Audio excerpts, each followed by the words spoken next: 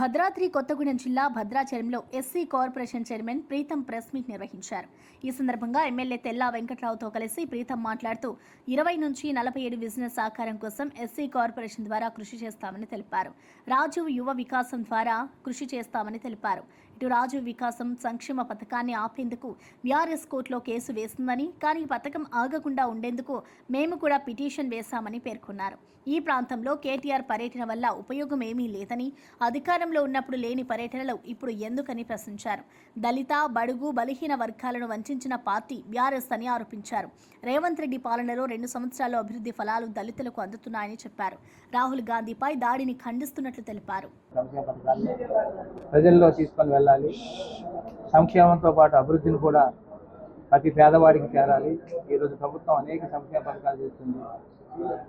ఈరోజు ఇల్లు కానీ, సన్నబియ్యం కానీ, ఈరోజు ఏదైతే ఈ ప్రభుత్వం వస్తే పేదవాడికి కూడు గుడ్డ అనే నినాదాన్ని అప్పుడు ఇందిరమ్మ గారి ప్రభుత్వం అనుకున్న విధంగా ఈరోజు ప్రభుత్వం వచ్చిన తర్వాత ప్రతి పేదవాడికి సంక్షేమ పథకాలు అందాలి, సంక్షేమంతో పాటు అభివృద్ధి కూడా ముందుకెళ్లాలన్న ఆలోచనతో ఇప్పుడు రేవంత్ రెడ్డి గారు తీసుకున్న సంక్షేమ పథకాల్లో, అభివృద్ధి ఫండ్లో ఈరోజు వాటన్నిటిని ప్రజల్లోకి తీసుకెళ్ళాలి.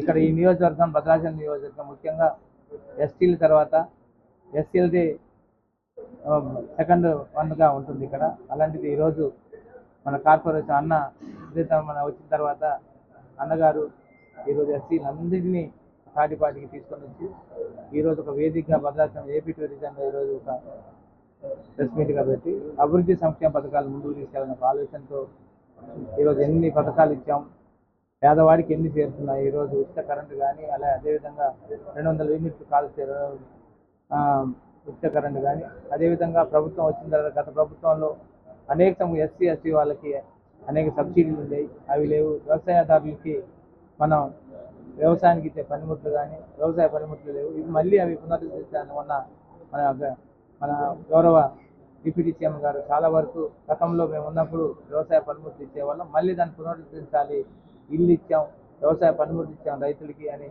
అదేవిధంగా ఈరోజు మొన్నటికి నేను గుణపాలు, పారలు, అదేవిధంగా కల్టివేటర్ సంజీతం మనం పంచిపెట్టాం.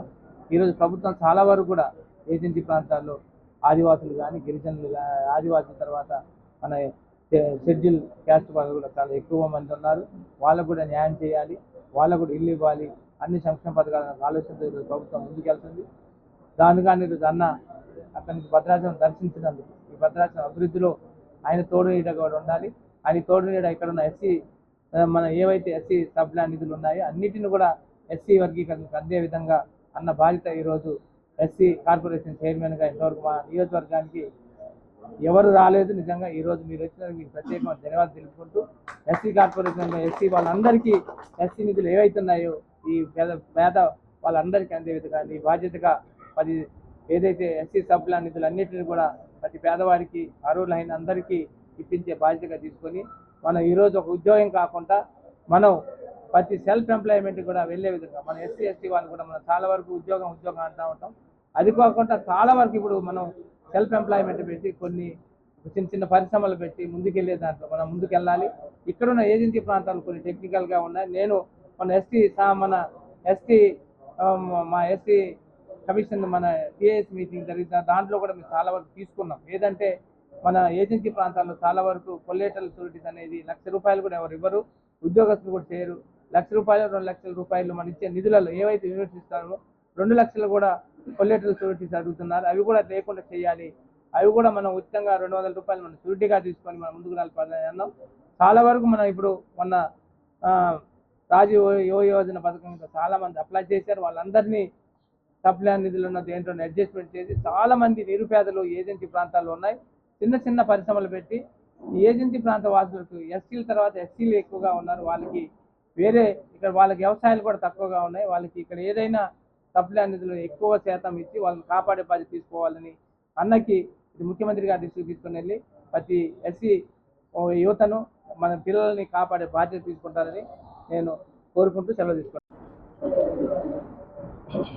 నేడు భద్రాచలం పర్యటనలో భాగంగా ఎస్సీ విభాగం కార్యవర్గ సమావేశం అటెండ్ చేయడానికి వచ్చి భద్రాద్రి శ్రీరాములు వారిని దర్శించుకొని మనస్ఫూర్తిగా రాష్ట్ర ప్రజలు సుఖ సంతోషాలతో ఉండాలని మొక్కి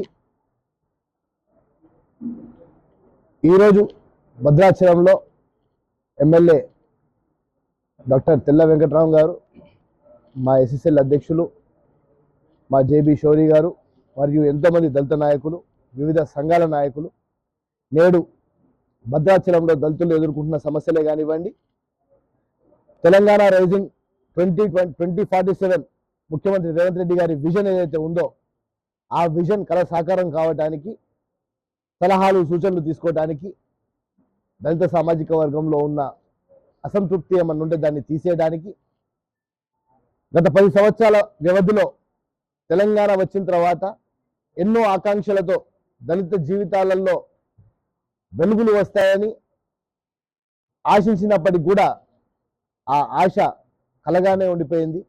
ఆ కళ సాకారమయ్యే విధంగా ఎస్సీ కార్పొరేషన్ ద్వారా ఎటువంటి స్కీమ్స్ ఇక్కడ పెట్టాలనే ఆలోచన కూడా మా అందరి కార్యకర్తలతో మాట్లాడి ఒక మంచి కార్యక్రమాన్ని తీసుకుపోదామన్న ఆలోచనలో నేడు భద్రాచలంకు రావడం జరిగింది.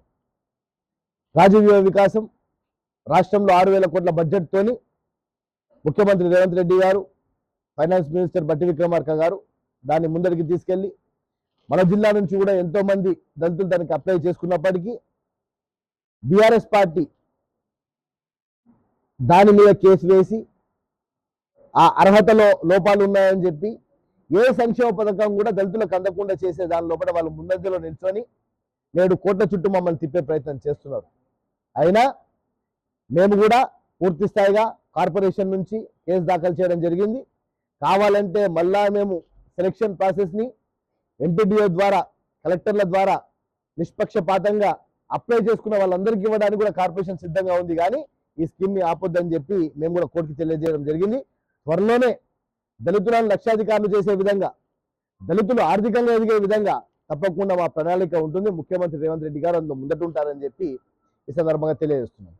అదేవిధంగా గత 2 సంవత్సరాల వ్యవధిలో మరి మన భద్రాచలంకి కొంతమంది గత పార్టీ నాయకులు, గత పాలకులు ఇక్కడికి వచ్చి ప్రజల్ని పెడదామన్న ఉద్దేశంతో ఇక్కడ పర్యటనలు ఉన్నాయని కూడా మనకు తెలిసింది.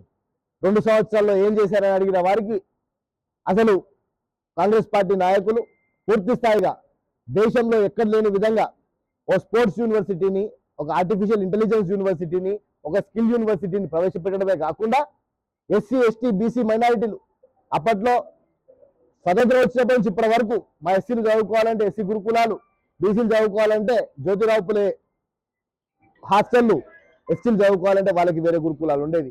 కానీ ముఖ్యమంత్రి రేవంత్ రెడ్డి గారు ఎస్సీ, ఎస్టీ, బీసీ మైనారిటీ గురుకులం అంటే ఒకే కులం, అందరూ ఒకటే దగ్గర చదువుకోవాలి, చదువుకి కులాలు లేవని చెప్పి దళితులను, గిరిజనులను, బహుజనులను అందరినీ ఒకటే దగ్గర పెట్టి యంగ్ ఇండియా ఇంటిగ్రేటెడ్ స్కూల్స్ ని మొదలుపెట్టి నేడు రాష్ట్ర వ్యాప్తంగా 75 స్కూళ్లను 25 ఎకరాల క్యాంపస్ లో ఒక్కొక్క క్యాంపస్ 200 కోట్లతో నిర్మించి మా అందరినీ కూడా చదువులో అగ్రగామిలో నిలిచేటట్టు కూడా ముఖ్యమంత్రి రేవంత్ రెడ్డి గారు ప్రయత్నం చేస్తున్నారు.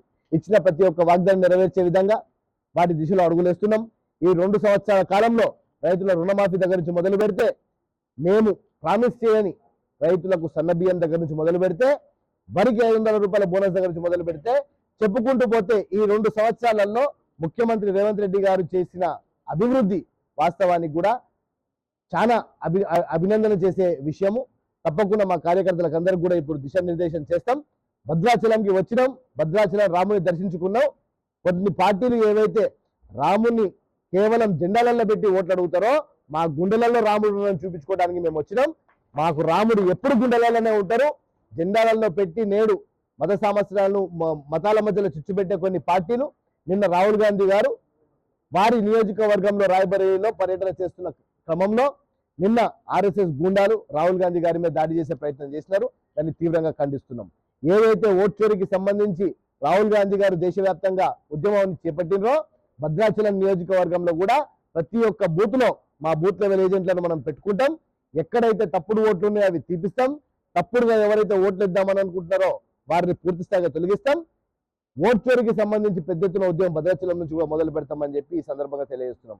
రాహుల్ గాంధీ గారు చేసే ఉద్యమం కేంద్రంలో రాబోయే 3 సంవత్సరాలలో కాంగ్రెస్ పార్టీ జెండా ఎర్రకోట మీద ఎగరేస్తాం. తప్పకుండా ఎర్రకోట దగ్గర రాహుల్ గాంధీ గారు ప్రధానమంత్రి హోదాల 3 రంగుల జెండా రెపరెపలాడిస్తారని చెప్పి తెలియజేస్తూ ఈ కార్యక్రమానికి వచ్చిన వారందరినీ కూడా ఈరోజు వారితో మాట్లాడతాం, చర్చిస్తాం. వాళ్ళ కష్ట సుఖాలు ఉంటే తప్పకుండా తెలుసుకుంటాం. మరి ముఖ్యంగా ఈ ప్రాంతంలో ఉన్న ఏజెన్సీకి సంబంధించిన ఇష్యూస్ ఏవైతే ఉన్నాయో వాటిని ఈరోజు ఏజెన్సీ ప్రాంత నాయకులతోని పర్సనల్ గా కూర్చుంటాం.